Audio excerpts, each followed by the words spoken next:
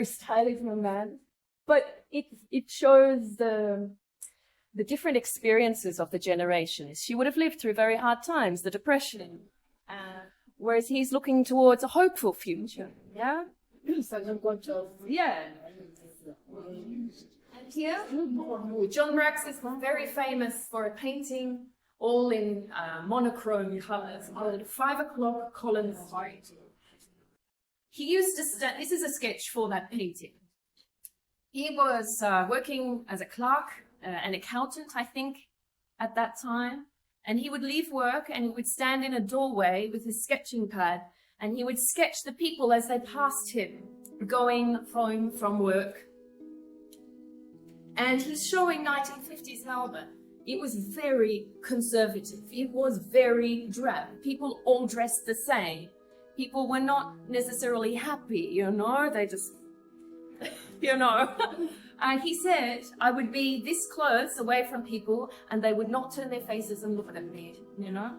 And No expression. so I point out to the school children when they come through that they look like this because they did look like this. Because it's hard to imagine. You know, kids look at it and go, why do they look like that? Melbourne had a lot of growing to do. This one is the same eyes, but he's getting more conceptual here.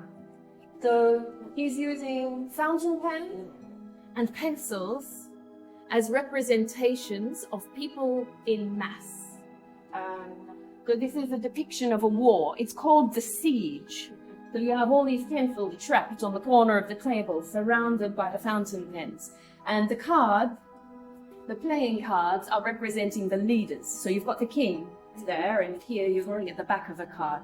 So it's the playing cards are representing the leaders who make people go to war. Yeah. Картины Джона Брэка невозможно спутать с чьими-то еще. Строгие лица, геометричные фигуры, приглушенные цвета и удивительно точное ощущение от повседневной жизни послевоенной Австралии.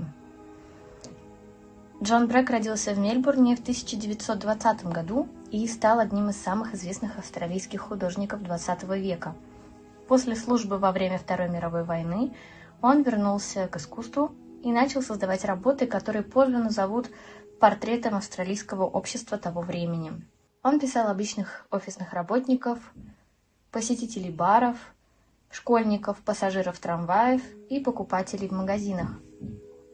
Но в его работах эта повседневность выглядела одновременно знакомой и немного тревожной.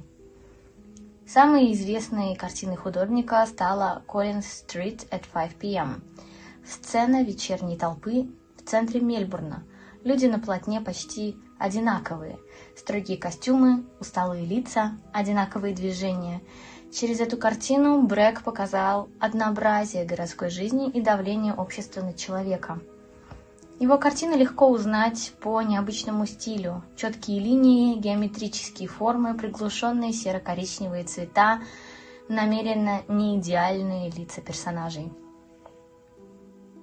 Критики часто говорили, что Брэк умел показывать скрытую сторону повседневной жизни, одиночество, социальные правила, усталость и внутреннее напряжение людей.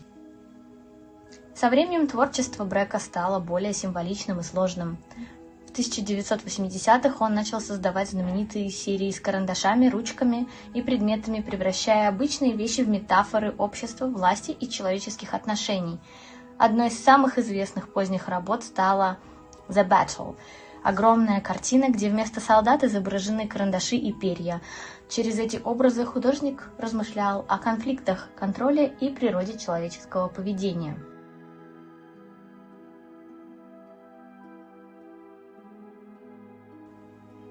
Рядом с ним на выставке висит цикл работ художника по имени Салли Херман. Работы посвящены пригородам и внутренним районам Сиднея. Серию часто называют «Sydney Suburb». В середине 20 века большинство художников Австралии писали величественные пейзажи, но Херман выбрал совсем другое направление.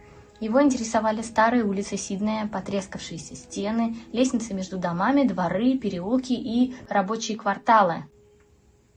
Когда Херман начал писать районы Кингс-Кросс, Паддингтон, Волла-Моло и Потс-Пойнт. Многие жители Австралии считали эти места непривлекательными. В газетах их называли slums – трущобы. Но сам художник видел в них совсем другое. Он говорил, что эти дома – это часть жизни. Для него старые дома были почти как люди, со своим характером и историей. It's very simple, but it's quite powerful. Of course.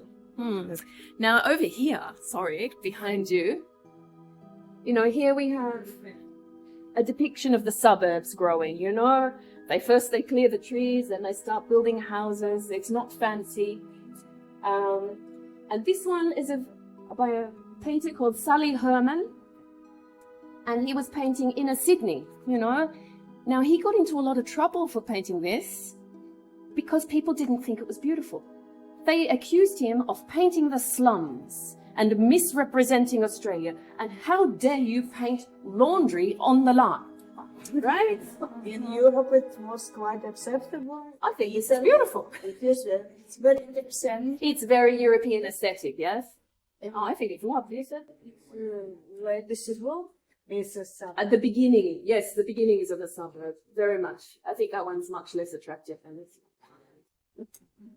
But again, I like the stories because they tell you about the times and what the artists lived through and how the art changed the culture too and brought culture to people, yes? Louder. So these models are put on turntables, radios, turntables. One of them we don't play anymore. I'm not sure it's working. The other one you can see, there's a mechanism that makes the model move. They are questioning what is going on behind the perfect suburban house front. And they look okay, but they're also a bit dreamlike, a bit insubstantial, and they're a little bit spooky. They're like, what's going on in there? What's there, the story that's unfolding in there? Behind you have two pictures of tennis courts. They're showing, again, the development of suburban infrastructure.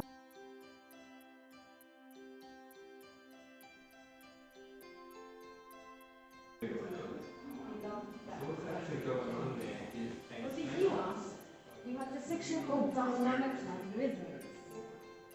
So this is about the life within the city.